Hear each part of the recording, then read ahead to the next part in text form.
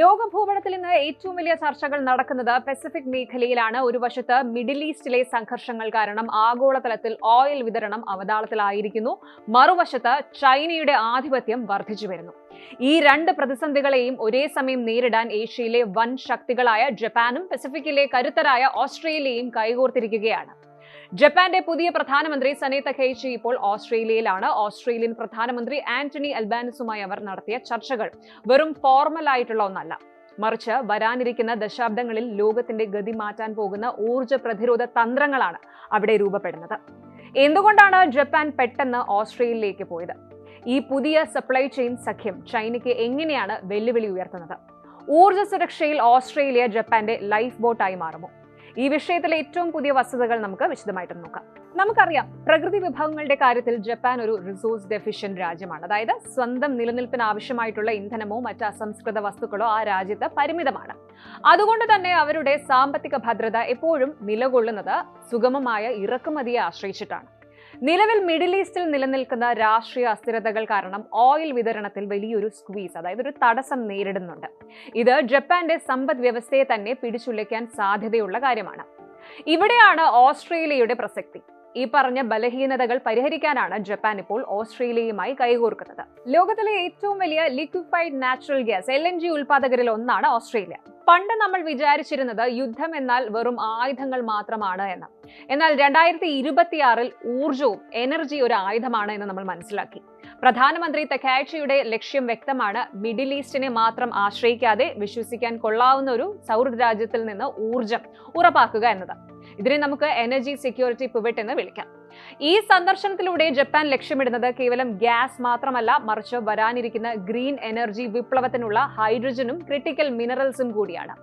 ഈ ചർച്ചയിലെ മറ്റൊരു പ്രധാന പോയിന്റ് സപ്ലൈ ചെയിൻ റെസിലിയൻസ് ആണ്. അതായത് ചൈനയെ അമിതമായി ആശ്രയിക്കുന്ന സാഹചര്യം ഒഴിവാക്കുക. സ്മാർട്ട് ഫോണുകൾ മുതൽ ഇലക്ട്രിക് വാഹനങ്ങൾ വരെ നിർമ്മിക്കാൻ വേണ്ട റെയർ എർത്ത് എലമെന്റ്സ് ഇന്ന് ചൈനയുടെ കൈപ്പിടിയിലാണ്. ചൈന എപ്പോൾ വേണമെങ്കിലും ഈ വിതരണം നിർത്തിവെക്കാമെന്ന പേടി ലോകരാജ്യങ്ങൾക്കുണ്ട്. ജപ്പാനും ഓസ്ട്രേലിയയും തമ്മിലുള്ള പുതിയ ധാരണ പ്രകാരം ഈ നിർണായക ധാതുക്കൾ, അതായത് ക്രിട്ടിക്കൽ മിനറൽസ് ഖനനം ചെയ്യുന്നതിനും അതുപോലെ പ്രോസസ് ചെയ്യുന്നതിനും ഇരു രാജ്യങ്ങളും സഹകരിക്കും. ഇതൊരു സാമ്പത്തിക നീക്കം മാത്രമല്ല, ഇതൊരു ഡിഫൻസ് സ്ട്രാറ്റജി കൂടിയാണ്. അതുപോലെ ചൈനയുടെ ആധിപത്യം തടയാൻ ക്വാഡ് അംഗങ്ങളായ ജപ്പാനും ഓസ്ട്രേലിയയും തമ്മിലുള്ള ഈ ഇക്കണോമിക് ബോണ്ടിംഗ് അത്യന്താപേക്ഷിതമാണ്. ഇതിനെ ഫ്രണ്ട് ഷോറിംഗ് എന്നാണ് സാമ്പത്തിക വിദഗ്ധർ വിളിക്കുന്നത്. അതായത് ശത്രു രാജ്യങ്ങളെ മാറ്റി നിർത്തി സുഹൃത്ത് രാജ്യങ്ങളുമായി ചേർന്ന് വ്യാപാരം നടത്തുക.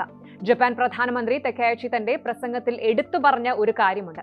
ജനാധിപത്യ മൂല്യങ്ങൾ പങ്കിടുന്ന രാജ്യങ്ങൾ തമ്മിലുള്ള വ്യാപാരം സുരക്ഷിതമായിരിക്കണം. ഊർജം കഴിഞ്ഞാൽ പിന്നെ ഏറ്റവും പ്രധാനപ്പെട്ട ചർച്ചാ വിഷയം പ്രതിരോധമാണ്. സൗത്ത് ചൈന സീയിൽ ചൈന നടത്തുന്ന പ്രകോപനങ്ങൾ ജപ്പാനെയും ഓസ്ട്രേലിയയും ഒരുപോലെ ബാധിക്കുന്നുണ്ട്. ഈ സന്ദർശനത്തിൽ നടന്ന പ്രധാനപ്പെട്ട ചില ഡിഫൻസ് അപ്ഡേറ്റുകൾ ഇവയാണ്. ഒന്ന്, reciprocal access agreement RAA. Japan self defence ഫോഴ്സിനും ഓസ്ട്രേലിയൻ ഡിഫൻസ് ഫോഴ്സിനും പരസ്പരം രാജ്യങ്ങളിൽ പരിശീലനം നടത്താനുള്ള അനുമതി കൂടുതൽ എളുപ്പമാക്കി. രണ്ടാമത്, ടെക്നോളജി ട്രാൻസ്ഫർ. അഡ്വാൻസ്ഡ് ആയ സൈനിക സാങ്കേതിക വിദ്യകൾ കൈമാറുന്നതിനെ കുറിച്ചും ഇരുവരും സംസാരിച്ചു. ഇനി മൂന്നാമത്, ഇന്റലിജൻസ് ഷെയറിംഗ്. പസഫിക് മേഖലയിലെ ചൈനീസ് നാവികസേനയുടെ നീക്കങ്ങൾ നിരീക്ഷിക്കാൻ ഇന്റലിജൻസ് വിവരങ്ങൾ തത്സമയം പങ്കിടാൻ തീരുമാനിച്ചു. ജപ്പാൻ ഇപ്പോൾ അവരുടെ പ്രതിരോധ ബജറ്റ് ഇരട്ടിയാക്കിക്കൊണ്ടിരിക്കുകയാണ്. രണ്ടാം ലോക മഹായുദ്ധത്തിന് ശേഷം ജപ്പാൻ സ്വീകരിച്ചിരുന്ന പസഫിസ്റ്റ് നയങ്ങളിൽ നിന്ന് മാറി കൂടുതൽ ശക്തമായ ഒരു സൈനിക നിലപാടിലേക്ക് അവർ മാറുന്നു എന്നതിന്റെ സൂചനയാണിത്. ഇതിന് ഓസ്ട്രേലിയയുടെ പൂർണ്ണ പിന്തുണയുണ്ട്.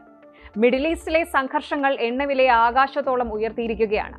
ഈ സമയത്ത് ജപ്പാൻ പ്രധാനമന്ത്രി നേരിട്ട് ഓസ്ട്രേലിയയിലെത്തി ഊർജ്ജ സുരക്ഷ ഉറപ്പാക്കുന്നത് ഇന്ത്യയെ പോലെയുള്ള രാജ്യങ്ങൾക്കും ഒരു പാഠമാണ്.